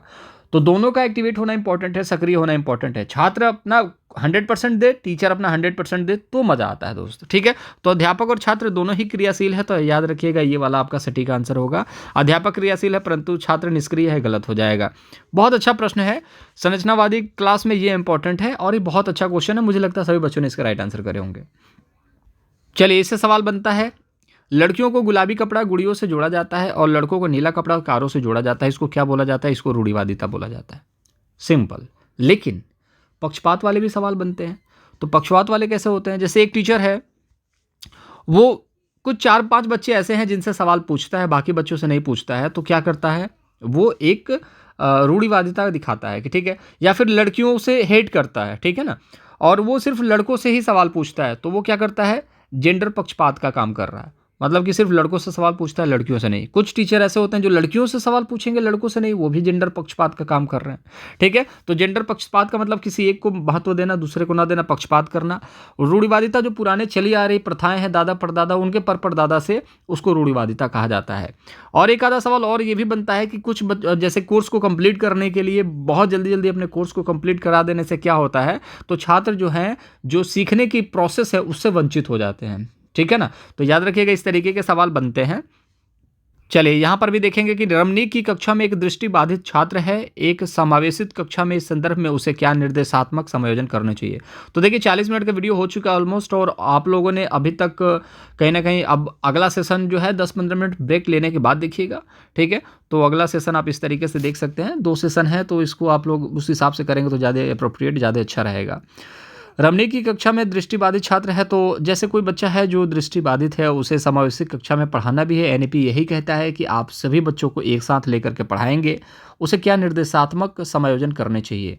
तो विविध प्रकार के दर्शनात्मक प्रस्तुतिकरण, मुद्रित पुस्तकें उपलब्ध करा करके, त्रिविमीय नक्शे और चार्ट, स्पर्शीय संसाधनों का प्रावधान करके, छोटी मुद्रिकाएं वाले, देखिए छोटी मुद्रिकाएं वाले से मतलब है ही नहीं। जो बच्चा आंशिक रूप से दृष्टिबाधित हो तो उसके लिए तो बहुत सारी चीज़ें की जा सकती हैं, लेकिन जो बच्चा दृष्टिबाधित है उसके लिए आपको स्पर्श वाली चीज़ें देनी पड़ेगी, क्योंकि वो तो देख करके सीख ही नहीं सकता ना। तो दिखाने वाली, दर्शन कराने वाली चीज़ें से कोई मतलब है ही नहीं। पुस्तकें दोगे, बड़ी लिखी हो चाहे बहुत बड़ी लिखी हो, उसे दिखना तो है नहीं, तो फिर मतलब नहीं बनता। छोटी वाली पे बच्चे क्या करते हैं? इसको तो गलत करते हैं, इसको सही करके आते हैं। कंफ्यूज करने के लिए दिया गया है। आपको ऐसे नक्शे देने हैं। त्रिविमीय मतलब कि जिसकी जैसे क्यूब होता है, जिसकी हाइट होती है, लंबाई होती है, ऊंचाई होती है, ठीक है, चौड़ाई होती है, उसको बोला जाता है। और स्पर्शीय साधन, जैसे कि आपने देखा ब्रेन लिपि 6 अंकों का होता है, उसको टच करके बच्चे पढ़ते हैं। ठीक है, तो स्पर्शीय संसाधनों का प्रावधान करके याद रखिएगा। ऑप्शन नंबर सी जो होगा राइट आंसर होगा। ठीक है, चलिए। रीना कक्षा में दी गई किसी भी समस्या को सुलझाने के लिए अलग अलग तरकीबों के बारे में सोचती है, यह निम्न में से किसका प्रतीक है? तो मानसिक क्षति का प्रतीक है। जैसे अलग अलग तरकीबों का अगर आप इस्तेमाल करते हैं किसी चीज़ को सोचने के लिए, तो कम परिज्ञानता, बोधगम्यता, अभिसारी सोच, अपसारी सोच। तो सबको पता है यार कि उसको बोला जाता है अपसारी सोच। अगर एक समस्या के कई सारे समाधान आप सोच पाते हैं, एक क्वेश्चन को टैकल करने के बहुत सारे तरीके अगर आपके आते हैं कि इस क्वेश्चन के चारों ऑप्शन को मैं किस तरीके से घुमा करके राइट आंसर तक पहुंचता हूं, आप अपसारी चिंतन के हैं। लेकिन आपने बस चीज़ों को याद कर लिया है, एक तरीका आपको पता है, उसको अभिसारी चिंतन कहा जाता है। ठीक है, याद रखिएगा। बाकी ये दोनों तो मतलब है ही नहीं। Option number 4 right answer. चलिए, राजू 61 के स्थान पर 16 लिखता है। देखिए राजू है हेराफेरी का, तो ये तो हेराफेरी करेगा ही। तो क्वेश्चंस के में देखिए यहाँ पर क्या लिखा गया कि 61 के स्थान पर 16 लिखता है, और बी को डी अक्षरों में अक्सर भ्रमित होता है, इसके प्राथमिक लक्षण क्या हैं? तो यहाँ पर शब्दों की हेराफेरी हो गई है। तो ये क्या है? तो लिखने में दिक्कत आ रही है ना। तो हमने आपसे इस चीज़ के बारे में बात ही करी है, डिस्ग्राफिया। सिंपल सी बात है, अगर 16 को 61 पढ़ ले, ठीक है ना, तो उसको पठन वैकल्प पे बोल सकते हैं, डिसलेक्सिया बोलेंगे। लेकिन लिखने में दिक्कत हो रही, तब यहाँ पर क्या होगा? डिस्ग्राफिया। ठीक है, कैलकुलेशन में अगर गलती हो जाए, जैसे 61 में 10 जोड़ा जाए तो कितना आता है? 71 होता है। लेकिन वो अगर 61 में 10 जोड़ करके बजाय 10 घटा के 51 कर दे, तो उसको क्या बोला जाएगा? डिसकैलकुलिया। ठीक है, अब यहाँ पर देखिए ऑटिज्म होता है, जो बच्चे आई कांटेक्ट नहीं बना पाते हैं। ये मैंने बोला ना कि बहुत सारे डिसऑर्डर्स होते हैं, जिन डिसऑर्डर से सवाल नहीं बनते हैं सीटेट में। तो जितने बनते हैं उतने ही पढ़ो ना। बच्चों की असफलता के संदर्भ में निम्न में से कौन सा कथन सही है? तो बच्चों की असफलता का गुण रोपण हमेशा उनके आनुवंशिक दोषों को किया जा सकता है। जैसे बच्चा कोई है यहाँ पर असफल है, तो उसके बारे में कौन से 4 ऑप्शन में से कथन जो है सत्य है? असफल क्यों है? तो बच्चा जो असफल है, हम बोलेंगे तुम्हारे माँ बाप असफल हो गए तो तू कहाँ से हो सकता है बेटा? तो आनुवंशिक दोषों को ठहराना ठीक है क्या? बिल्कुल ठीक नहीं है। बच्चों की असफलता का जो गुण रोपण हमेशा उनके आनुवंशिक दोषों को किया जा सकता है कि तुम्हारे पापा पढ़ने में ठीक नहीं थे, तू कहाँ से हो जाएगा? तो ऐसा नहीं, आनुवंशिकता से लेकर के आप असफलता को नहीं चेक कर सकते। बच्चों की असफलता कारण व्यवस्था द्वारा बच्चों की व्यक्तिगत जरूरतों को अनदेखा कर देना, बिल्कुल फैक्ट है। जैसे बच्चे ने बोला पापा पेंसिल ले आना, पेंसिल नहीं है मेरे पास और कल पेपर है। अब पापा पेंसिल नहीं लेकर के आया। अब बच्चा पुराने पेंसिल से जाता है, पेपर लिखता है और पेपर लिखने के दौरान क्या होता है, उसकी पेंसिल टूट जाती है, ख़त्म हो जाती है, छोटी हो गई थी पेंसिल। अब किसी से मांग भी नहीं सकता और मांगने पर उसको पेंसिल नहीं मिलता, लेकिन टाइम तो ओवर हो चुका है। बच्चा क्या हो गया, फेल हो गया, असफल हो गया। रीज़न क्या था, उसके ज़रूरतों का अनदेखा कर दिया गया। तो जब ज़रूरतों का अनदेखा कर दोगे तो बच्चा क्या होगा दोस्त, असफल होगा। तो किसी भी बच्चे की ज़रूरत को अनदेखा नहीं करना है, उसकी ज़रूरतों को पूरा करना है ताकि वो सफलता की तरफ आगे बढ़ सके। वे बालक जो कभी स्कूल नहीं गए, वे अपने बच्चों की शिक्षा में रुचि नहीं रखते। मतलब कि मान लीजिए मेरे पिताजी स्कूल कभी नहीं गए, तो क्या मैं कहूँगा कि स्कूल जा कर के तू क्या कर लेगा, मैं नहीं गया तो तू क्या करेगा जा कर के स्कूल, हाँ, शिक्षा में कुछ रखा नहीं है, मत करो पढ़ाई लिखाई, ठीक है। ऐसा कहता है क्या कोई भी माता पिता? बिल्कुल नहीं कहता। असफलता का ये कारण बिल्कुल हो ही नहीं सकता, क्योंकि माता पिता ऐसा कभी कहते ही नहीं। शिक्षा में रुचि रखते हैं कि भाई पढ़ो लिखो बनो नवाब, खेलोगे कूदोगे बनोगे खराब। फैक्ट है भाई, कहने वाली बात है कि सचिन बन गए, सचिन बन गए भाई, हर कोई सचिन बन थोड़ी जाएगा यार, पढ़ाई लिखाई इंपॉर्टेंट है, ठीक है। और सचिन बन गए तो देखो इंग्लिश भी बोलते हैं फटाफट सचिन, इसका मतलब सचिन इलिटरेट थोड़ी हैं, सचिन पढ़े लिखे हैं, ठीक है। तो हाशिए पर रहने वाले समुदायों के बच्चे, जो ऐसे बच्चे हैं जो हाशिए पर हैं, बिल्कुल बिल्कुल गरीब हैं, तो क्या असफल जो अकादमिक जो सफलता प्राप्त करने में सक्षम नहीं है, मतलब कि क्या वो 10th पास नहीं कर सकता, क्या वो 12th पास नहीं कर सकता क्या, ठीक है। ऐसा पॉसिबल नहीं है दोस्त, ये गलत धारणा है कि वो नहीं कर सकते, बिल्कुल कर सकते हैं। ये तो ये नेगेटिव हो गया। तो क्या सही है? सही यही है कि उनके अनदेखा नहीं करना है, अदरवाइज बच्चे क्या होंगे, असफल होंगे। चलिए एक प्रश्न देखेंगे, एक शिक्षिका अपनी प्राथमिक कक्षा में अर्थपूर्ण अधिगम को कैसे बढ़ावा दे सकती है? वेधन और अभ्यास द्वारा। बिल्कुल गलत बात है। मैं आपको बोलूँगा कि अभ्यास करो अभ्यास करो अभ्यास करो। प्राथमिक कक्षा यहाँ पर इसलिए बार बार लिख दिया जाता है, पहले ही क्वेश्चन में अगर प्राथमिक कक्षा लिखा है तो आप अभ्यास नहीं करा सकते। प्रतिस्पर्धा नहीं करेंगे कि भाई देखते हैं किसमें कितना है दम, देखे ज़रा, ठीक है। तो ये गलत हो जाएगा। विषय वस्तु को विद्यार्थियों के जीवन के साथ संबंध स्थापित करके, बिल्कुल संबंध स्थापित करके चीज़ों को जब जोड़ा जाएगा तो बच्चे सीखते हैं।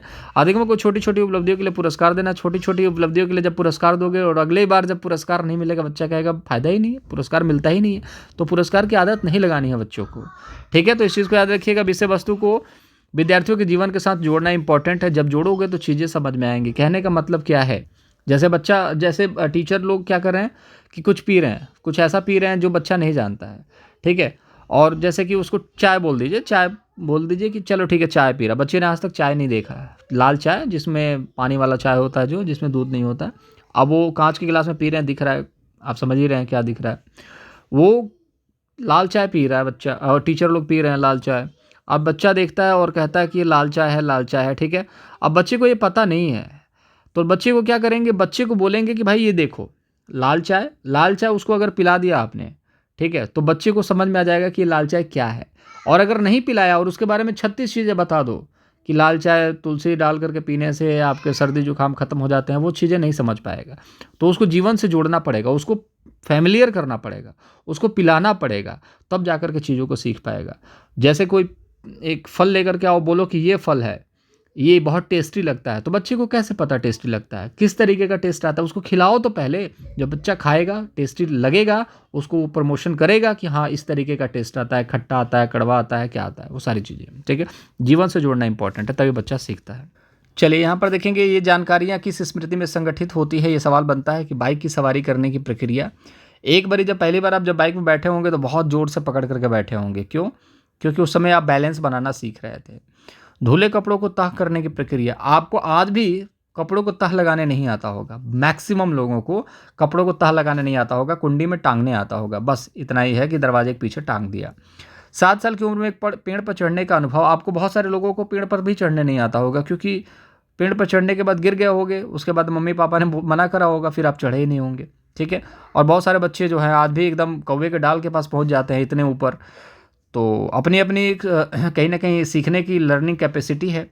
और ये जितनी चीज़ें मैं बता रहा हूँ, बाइक पर सवारी करना, धुले कपड़ों को तह बनाने की प्रक्रिया, 7 साल की उम्र में पेड़ पर चढ़ने का अनुभव, ये एक छोटे समय 1 सेकंड का तो काम है नहीं सीखने के लिए, इसमें बहुत लंबा समय लगता है सीखने में। आप पेड़ पर चढ़ना 1 दिन में सीख सकते हो क्या? पॉसिबल नहीं है। 1 दिन में सीखोगे तो फिर अगले ही दिन नीचे आ जाओगे, ठीक है।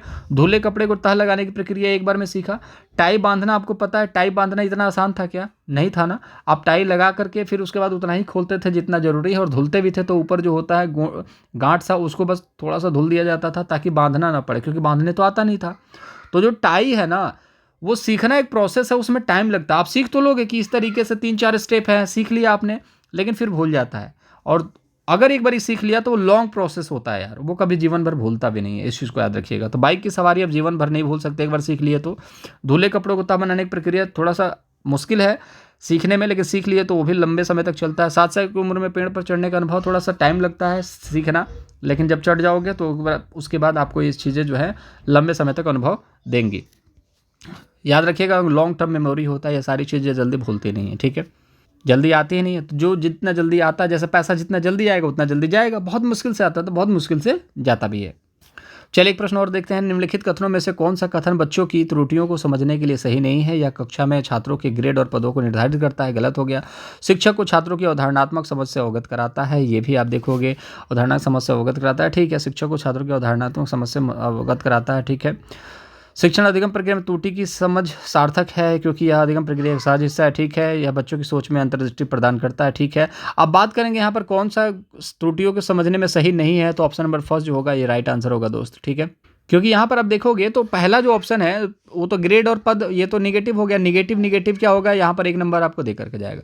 शिक्षक को छात्रों की अवधारणा मतलब कॉन्सेप्ट समझ से अवगत कराता है। जैसे मान लो कि कोई बच्चा गलती कर देता है, ठीक है ना, जैसे 4 + 4 क्या होता है, 8 होता है, लेकिन बच्चे ने 4 + 4 को 0 कर दिया। अब टीचर को क्या समझ में आया कि यार हाँ ये गलती कर रहा है, लेकिन कहाँ गलती कर रहा समझ में आया, प्लस को माइनस कर दे रहा है ये, ठीक है ना, और प्लस को इंटू कर दो यार, 4 + 4 को 4 × 4 16 कर दिया, मतलब प्लस को उसने मल्टीप्लाई कर दिया। तो टीचर को ये समझ में आता है कि बच्चा गलती कहाँ कर रहा है। तो त्रुटियों से इंपॉर्टेंट ये भी हो जाता है कि बच्चे कमी कहाँ आ रही है बच्चे के अंदर, वो चीज़ सीखना। त्रुटियां जो है एक हिस्सा है, याद रखिएगा, एक सहज हिस्सा है, इसको इंपॉर्टेंस देना बहुत इंपॉर्टेंट है।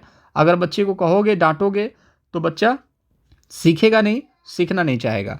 यह बच्चों की सोच से अंतर्दृष्टि प्रदान करता है। बच्चों की सोच में अंतर्दृष्टि प्रदान करता है मतलब कि बच्चा जो है सोचता तो है एटलीस्ट, कम से कम जब कोशिश करता है, गलतियां होंगी सीखेगा, लेकिन बच्चा एटलीस्ट सोच तो रहा है। कुछ बच्चे तो सोच भी नहीं रहे हैं, बहुत सारे बच्चे चले गए होंगे, वीडियो नहीं देख रहे होंगे। आप यहाँ तक पहुँचे हो मतलब कि आपको कुछ चाहिए और वो चीज़ मैं आपको दूंगा, और इस वीडियो के माध्यम से आप बहुत सारी चीज़ें लेकर के जाओगे, ठीक है। तो याद रखिएगा, बहुत इंपॉर्टेंट हो जाता है बच्चों की सोच में अंतर्दृष्टि प्रदान करना, उनकी प्रक्रिया को जो त्रुटि है उसको हिस्सा मानना, अवधारणाई कॉन्सेप्ट को समझना, ये सारे त्रुटि का हिस्सा है। लेकिन ग्रेड अंक ये सारी चीज़ें नहीं है। Option number first right answer होगा। चलिए एक प्रश्न और देखते हैं कि किस प्रकार की प्रेरणा उन गतिविधियों से जुड़ा है जो अपने आप में आनंददायक व संतोषजनक है। तो आपको क्या चीज़ सबसे ज़्यादा खुश करता है? आंतरिक अभिप्रेरणा ही तो आपको खुश करती है ना। तो इंट्रिंसिक मोटिवेशन, आंतरिक जो अभिप्रेरणा है, ये आपको बहुत मोटिवेट करेगी। जिस दिन आप सेल्फ स्टडी से, जैसे कि जो चीज़ सिखाई जा रही है, बिना नकल किए, बिना घूस घास दिए सिलेक्शन ले लेते हैं ना, तो आपको इतना मज़ा आएगा। देखिए सरकारी नौकरी का वो भौकाल नहीं है कि आप करोड़पति बन जाएंगे। भौकाल ये है कि अपने दम पे नौकरी लगती है ना, तो कॉन्फिडेंस अलग ही होता है। प्राइवेट में क्या होता है, आप अप्रोच पर जाते हैं कि हाँ मेरा नाम बता देना है, CV पर मेरा नाम लिख देना है, रिज्यूम पर मेरा नाम लिख देना, आपका सिलेक्शन हो जाएगा। आप जाओगे, बहुत मेहनत करोगे, हर महीने की खैरात मिलेगी, कहने का मतलब है भीख ही मान लीजिए, बहुत चूज़ करके फिर आपको कुछ छोटी सी सैलरी दे दी जाती है। बड़ी बड़ी सैलरीज भी हैं, लेकिन खैर एनीवे वो उनका पार्ट है। लेकिन जब आप फ्रेशर जाते हैं तो बहुत निचोड़ दिया जाता है आपको प्राइवेट सेक्टर्स में, और वहाँ पर वो इज्जत भी नहीं मिलती। लेकिन जो मोटिवेशन, जो डेडिकेशन आप प्राइवेट में लगा करके कुछ नहीं कमा पाते, थोड़ा सा एफर्ट लगा करके अगर सरकारी नौकरी अगर आप ले लेते हो तो वो वाकई में काबिल तारीफ़ है, आपको बहुत मोटिवेशन मिलेगा, ठीक है। तो याद रखिएगा, प्राइवेट ये नहीं कह रहा बुरा है, करना तो यही है, अगर सिलेक्शन नहीं होता तो करना वही है, लेकिन वहाँ पर बहुत ज़्यादा सिरदर्दी है। बहुत एफर्ट करने के बाद भी वो सेटिस्फेक्शन नहीं मिल पाता प्राइवेट में, जो कि आप सरकारी नौकरी को अचीव करते ही पालेंगे, ठीक है। चलिए, शिक्षिका अपने विद्यार्थियों से अपेक्षाओं उनके अधिगम पर महत्वपूर्ण प्रभाव डालती है। मतलब मेरा कहने का मतलब ये है कि मैंने मान के चलो कि बहुत सारे बच्चों को पढ़ाया, और उन बच्चों से मैं कहता हूँ कि मुझे तुम लोगों से बहुत उम्मीदें हैं यार, तुम लोग मतलब पेपर में बहुत अच्छा स्कोर करोगे, मुझे पता है, क्योंकि तुम लोग जेन्युइन हो, तुम लोग चीज़ों को अच्छे से पढ़ने की कोशिश करते हो, अच्छा पढ़ते भी हो, कॉन्सेप्ट भी समझते हो, और तरीका है आप लोगों का अच्छा है, आप लोग करोगे बढ़िया। तो जो मैं आप लोगों से अपेक्षाएं रख रहा हूँ, क्या वो महत्वपूर्ण प्रभाव डालती है? बिल्कुल प्रभाव डालती है दोस्त। क्या मैं आपसे जो अपेक्षाएं कर रहा हूँ वो एक दूसरे से संबंधित नहीं है क्या, अधिगम से संबंधित नहीं है क्या? बिल्कुल है ना। मान लीजिए मैंने आपको सिखाया और मैं बोलूँगा कि आपका पेपर अच्छा जाएगा, मुझे पता है क्योंकि जो मैं पढ़ा रहा हूँ उसको रिवाइज कर लीजिएगा, मज़ा आएगा आप लोगों को। आपने उस चीज़ को समझा और आप पेपर देने जा रहे हो कि सर ठीक है आपने पढ़ाया, आपका नाम रोशन करेंगे, कोई दिक्कत नहीं। माँ बाप ने पढ़ाया, इतना फीस दिया, माँ बाप का नाम रोशन करेंगे। मतलब कि माँ बाप की अपेक्षाएं, शिक्षक की अपेक्षाएं काम करती हैं, प्रभाव नहीं डालती। एकमात्र ये नेगेटिव हो गया, तो ऑप्शन नंबर फर्स्ट तो राइट आंसर हुआ ना। स्वयं की क्षमता किसी प्रकार प्रभाव नहीं डालती है तो गलत हो गया, प्रभाव डालती है। ठीक है, तो याद रखिएगा, विद्यार्थियों का अधिगम और उनकी स्वयं की क्षमता प्रभाव नहीं डालती, उनकी ही क्षमता सारा प्रभाव डालती है। हमारी तो अपेक्षाएं हैं कि हमारा नाम रोशन कीजिए आप, ये इंपॉर्टेंट है। बट कुछ बच्चे ऐसे होते हैं जो पेपर दे करके आते हैं, कहते हैं कि ये तो सवाल बना ही नहीं था, आप गलत पढ़ा रहे हो। यार ईवीएस के क्वेश्चंस ही थोड़ी ना, अब हर बच्चा ईवीएस के क्वेश्चंस बताएगा, मैं हर ईवीएस के ही आपको पैटर्न बता दूंगा, तो इससे कोई मतलब है नहीं ना। आपको सारे क्वेश्चंस के लेवल को मैं जांच करके कि हाँ मूल्यांकन से, प्रतिस्पर्धा से, या फिर समावेशी शिक्षा से, एनईपी से, आरटीई से, पियाजे से, कोहलबर्ग, उसके क्वेश्चंस को मैं डिस्कस करता हूँ, क्योंकि पेडागोजी इंपॉर्टेंट है। मेरा फोकस जो होता है सबसे अलग होता है। जो लोग ईवीएस का आपको यहाँ पर एनालिसिस करके देते हैं, मैं उस पर करता ही नहीं काम। मैं उस पर काम करता हूँ कि जो आता है रेगुलर बेसिस पे उस पर काम करिए, ठीक है, वहाँ से आपके नंबर बनेंगे। क्योंकि देखिए हमेशा ये कहा जाता है आईएएस पीसीएस को छोड़ दिया जाए, कोई भी सिलेक्शन, जैसे आपकी सीजीएल की एग्जामिनेशन हो, चाहे कोई भी एग्जामिनेशन हो, सफल वो होता है जो जीके जीएस पर कम ध्यान देता है, और असफल वो होता है जो दिन भर जीके जीएस पढ़ते हैं। तो आप ईवीएस अगर पढ़ते रहेंगे, 15 नंबर के जो होते हैं, डांस, पक्षी, चिड़िया, ये सब तो मैंने करा रखा अच्छे से, बट एक आधो इधर उधर से आ जाता है, वही अगर दिन भर पढ़ रहे हैं तो उससे आप 15 नंबर ही ला पाएंगे, उससे ज़्यादा नहीं ला पाएंगे। बाल केंद्रित कक्षा का सृजन द्वारा किया जा सकता है। किसके द्वारा किया जा सकता है? शिक्षार्थियों को उनके निष्पादन के बारे में समय से पुष्टि दे करके, विद्यार्थियों को प्रश्न पूछते ही हतोत्साहित करके, ये तो गलत हो गया। बारंबार परीक्षा लेकर के, ये तो गलत हो गया। विद्यार्थियों में प्रतिस्पर्धा गलत हो गया। तो देखिए उनके निष्पादन के बारे में समय पर प्रतिपुष्टि दे करके, तो विद्यार्थियों को यहाँ पर बाल केंद्रित शिक्षा इंपॉर्टेंट है, ठीक है। तो उनके निष्पादन के बारे में समय समय पर पुष्टि देना इंपॉर्टेंट है। अब आप कहेंगे सर निष्पादन क्या होता है ये तो बताओ। तो देखिए निष्पादन वो होता है काम करने का एक तरीका होता है, ठीक है ना। जैसे कि आपने कोई काम करा, जैसे मैंने बोला कि जो मैराथन क्लास है इसको देख लीजिएगा, और आपने कहा कि ठीक है जो मैराथन क्लास है मैं देख लूँगा, ठीक है। तो समय समय पर मैंने बोला इस चीज़ के बारे में कि समय समय पर ये करना है, तो जो जो आप चीज़ें कर रहे हो समय समय पर मैं आपको इस चीज़ के बारे में बताता जाऊँगा, और आप उस चीज़ को ऐसे करते जाओगे। निष्पादन मतलब एग्जीक्यूट करना, ठीक है, वो तरीका होता है, इंपॉर्टेंट है ये। चलिए यहाँ पर देखेंगे कि विकास के किस क्षेत्र का संबंध बौद्धिक सामर्थ्यों जैसे कि ध्यान, स्मृति, समस्या समाधान, कल्पना और रचना करने से है। तो देखिए जहाँ पर भी ध्यान की बात आएगी, स्मृति की बात आएगी, समस्या समाधान की बात आएगी, तो यहाँ पर देखिए स्मृति मतलब सोचने से संबंधित, तो शारीरिक तो है नहीं, सामाजिक, या आप देखेंगे सामाजिक जो है ध्यान से कनेक्शन तो कहीं दूर दूर तक है नहीं। अब बच्चे करेंगे संवेग। आपकी जो स्मृति है या फिर समस्या समाधान है, तो आपकी समस्या का समाधान जो है वो संवेग से हो सकता है क्या? बिल्कुल नहीं हो सकता, वो आपके ज्ञान से हो सकता है। आप कल्पनाओं में जाते हैं ज्ञान से। रचना, याद रखिएगा आपके पास ज्ञान है तो आप रचना भी कर लेंगे, किसी चीज़ को बना सकते हैं। तो याद रखिएगा इंपॉर्टेंट क्या है? संज्ञानात्मक क्षेत्र। और इसके बारे में संज्ञानात्मक विकास का एक क्षेत्र दिया था, मैच्योरेशन के बारे में बताया था पियाजे साहब ने। उन्होंने बोला था कि जब जो 0 से लेकर के 2 वर्ष तक का बच्चा होता है, और जो 2 से लेकर के 7 साल तक का बच्चा होता है, तो 2 वर्ष से ज़्यादा इंटेलिजेंस होता है 7 साल का बच्चा, याद रखिएगा। और एक होता है 7 से लेकर के 11 वर्ष, तो उन्होंने बोला था 7 से 11 वाला जो बच्चा होता है इंटेलिजेंस होता है किससे? 2 से 7 वर्ष के बच्चे से। मतलब जैसे जैसे बच्चा बड़ा होगा दिमाग बढ़ेगा, और उसके अंदर बुद्धि भी वैसे वैसे बढ़ती जाएगी, उसकी सोच बढ़ती जाएगी, ज्ञान बढ़ता जाएगा, ये पियाजे कहते हैं। लेकिन वाइगोत्स्की इससे थोड़े से अपोजिट कहते हैं। वाइगोत्स्की ये कहते हैं कि कोई भी बच्चा जो है वो सीख सकता है, उसको ऐसा अच्छा माहौल मिले। कहने का मतलब है कि 2 साल का बच्चा तो खैर ठीक है, 2 साल के बच्चे तो नॉर्मल होते हैं, प्राथमिक एजेंसीज में होते हैं। लेकिन 2 से ऊपर जब बच्चा जाएगा, जैसे 3 साल का बच्चा होगा, जब वो एक्टिविटी करने लगता है, तो हो सकता है 4 साल वाले बच्चे से अच्छा एक्टिविटी करता हो, क्योंकि उसको अच्छा माहौल मिल गया हो, ठीक है। तो इन दोनों के बीच में द्वंद्व रहता है, इस चीज़ को याद रखिएगा। चलिए एक अच्छा सवाल है कि सना ने अपनी कमीज का बटन बंद करने व कलम पकड़ना सीखने से पहले गिलास व बॉटल पकड़ना सीख लिया। तो मैंने आपको जो क्वेश्चन कराया था ये देखिए, ये आपका कैसे बनाऊं, चलो ये बॉटल हो गया, ठीक है, ये बॉटल हो गया आपका, ठीक है। मैंने आपको क्या बोला कि बॉटल पकड़ना सीख लिया, ठीक है, कमीज का बटन बंद करने व कलम पकड़ना, ठीक है। अब इस गिलास को, बॉटल को पकड़ोगे किस चीज़ से पकड़ोगे? हाथ से, पंजे से पकड़ोगे। लेकिन बटन बंद किससे करोगे? उंगलियों से करोगे। कलम किससे पकड़ोगे? उंगलियों से पकड़ोगे। तो मतलब कि पहले जो है सेंटर की चीज़ें, जैसे कि सेंटर से बाहर की तरफ जा रहा है, जैसे ये हाथ है आपका, ठीक है, ये उंगलियां हैं आपकी, तो पहले सेंटर ये है, सेंटर से पहले हाथ आपका डेवलप हो रहा है, डेवलप होने के बाद क्या जा रहा है, फिर उसके बाद उंगलियों तक डेवलपमेंट पहुंच रहा है। तो इसको क्या बोला जाता है? इसको बोला जाता है अधोगामी। ठीक है, मतलब सेंटर से बाहर की तरफ जब विकास होता है, मतलब कि पहले ये इस चीज़ का विकास होगा। ठीक है, जैसे पहले बच्चा माऊ बन के चलना चाहता है, मतलब कि वो अपने पंजों के सहारे चलना स्टार्ट करता है। फिर क्या होता है, वो उंगलियों के सहारे भी चलना स्टार्ट कर देता है, उंगलियों पर भी कंट्रोल लाना स्टार्ट कर देता है वो। तो सेंटर से बाहर अधोगामी, लेकिन सर से लेकर के पैर तक जाता है तो शीर्षगामी। सर मतलब शीर्ष, याद रखिएगा ये तरीका है। शीर्ष मतलब सर, सर से नीचे की तरफ, और सेंटर से बाहर की तरफ जिसको अधोगामी। इसके अलावा तीसरा कोई शब्द होता ही नहीं है। विकास एक आयामी नहीं बहुआयामी होता है, इस चीज़ को भी याद रखिएगा। ठीक है, तो बटन बंद करना, इस तरीके के संकेत पूछे जाते हैं दोस्त। इसको बहुत कंठस्थ कीजिएगा कि पहले जो शरीर के बड़े भाग होते हैं वो डेवलप होते हैं, तो याद रखिएगा अधोगामी। जब बच्चे का सर पहले डेवलप होता है उसको बोलते हैं शीर्षगामी, जो सर से लेकर के पांव तक जाता है उसको बोलते हैं शीर्षगामी। इस चीज़ को याद रखेंगे। चलिए, बच्चों का विकास इनमें से किसका परिणाम है? केवल आनुवंशिकता, केवल वातावरण? तो यार सबको पता है कि आनुवंशिकता वातावरण दोनों इंपॉर्टेंट है, तो याद रखिएगा विकास जो है इसके बिना हो ही नहीं सकता। D बराबर H/E इंपॉर्टेंट है, हेरिडिटी और इन्वायरमेंट।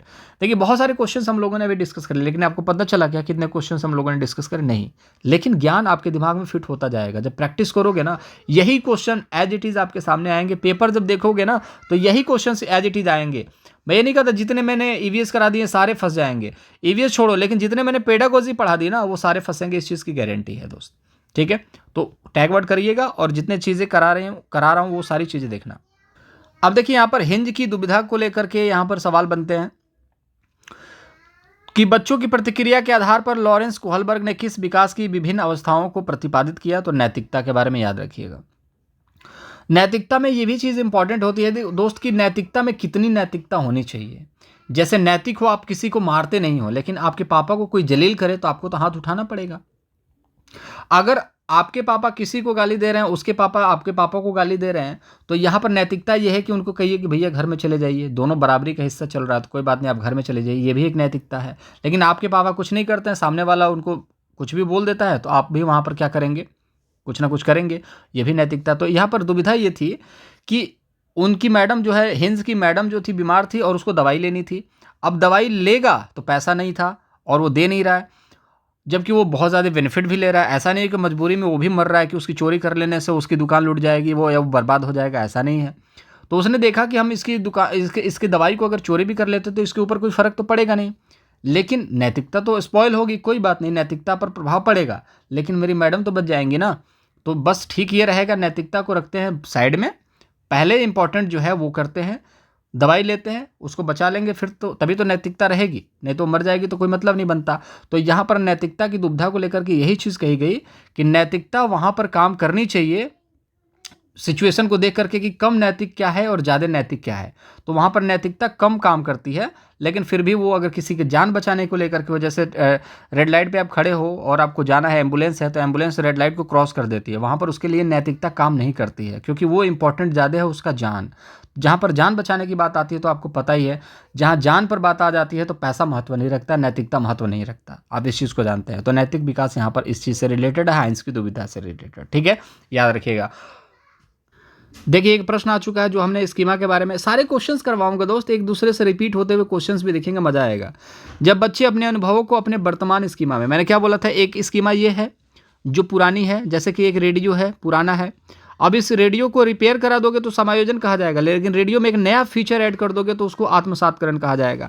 अब जब बच्चे अपने अनुभवों को अपने वर्तमान स्कीमा, मतलब ये वर्तमान स्कीमा है, ये वर्तमान स्कीमा है, इसमें नए नए अनुभव मतलब कि नए फीचर को ऐड कर रहा है, तो जो पुराना जो वर्तमान स्कीमा है उसमें नए फीचर को अगर ऐड कर रहे हो ना तो उसको आत्मसातकरण कहते हैं। लेकिन अगर वर्तमान स्कीमा को रिपेयर करवा रहे हो, संशोधन कर रहे हो, तो उसको समायोजन कहा जाता है। और एक नया स्कीमा ही बना दे रहे हो तो उसको बोला जाता है समायोजन। ठीक है, चलिए एक बार और समझाऊंगा दोस्त इसको। ये आपका वर्तमान स्कीमा है, इसमें अगर कोई नया फीचर ऐड कर रहे हो तो उसको आत्मसातकरण कहा जाता है। लेकिन नया स्कीमा है, इसमें अगर कुछ बदलाव की ज़रूरत है, बदल देते हो, संशोधन मतलब इसमें कुछ फीचर ऐड नहीं कर रहे हो, उसी को रिपेयर करवा रहे हो, ठीक कर रहे हो, तो उसको बोला जाता है समायोजन। और एक चीज़ और है कि एक वर्तमान स्कीमा छोड़ दिया आपने, कहा छोड़ो बेकार है, नया स्कीमा आपने डेवलप कर लिया, उसको भी बोला जाता है समायोजन। तो नया स्कीमा बनाना या फिर पुराने को संशोधित करना, ये समायोजन कहा जाता है। लेकिन पुराने स्कीमा में, मतलब वर्तमान स्कीमा में एक नया स्कीमा जोड़ देना, संशोधन नहीं करना, जोड़ देना, उसको बोला जाता है आत्मसातकरण। तो याद रखिएगा, वर्तमान स्कीमा है, इसमें नए चीज़ों को जोड़ दे रहे हो तो आत्मसातकरण है। अगर इसी को संशोधित कर देते तो समायोजन हो जाता, और वर्तमान स्कीमा को हटा करके एक नया स्कीमा ले आते, कुछ जोड़ना नहीं था, नया स्कीमा ही ले आते, उसको भी समायोजन कहते हैं। ठीक है, तो वर्तमान स्कीमा में चीज़ों को जोड़ना, ठीक है, आत्मसातकरण कहा जाता है, याद रखिएगा। ठीक है, आसान है यार, एक दो बार प्रैक्टिस करोगे, आप खुद से बोलने की कोशिश करोगे ना कि वर्तमान स्कीमा है और उसमें नया फीचर ऐड कर दिया तो आत्मसातकरण। अगर उसको हमने बनवाने के लिए दे दिया, मतलब बनवा दिया उसको, कुछ उसमें संशोधन कर दिया, कुछ उसमें चीज़ों को डाल दिया, जैसे 8 GB का मेमोरी था तो 16 GB का कर दिया, मतलब संशोधित कर दिया। ठीक है, तो याद रखिएगा उसको क्या कर दिया हमने, उसको हमने समायोजन कर दिया, ये चीज़ है। लेव वाइगोत्स्की के संज्ञानात्मक विकास के सिद्धांत से को कहा जाता है कि वो तर्क देते हैं कि बच्चों का सीखना संदर्भ में होता है तो सामाजिक संस्कृति, यार ये तो हर बच्चा जानता है कि सामाजिक संदर्भ में देखने को मिलता है वाइगोत्स्की के हिसाब से। ठीक है, चलिए, लॉरेंस कोहलबर्ग के अनुसार 7-8 वर्षीय बच्चों में नैतिक निर्णय लेने का आधार क्या होता है। आपको बताया मैंने कि इसमें किस तरीके से होता है आधार।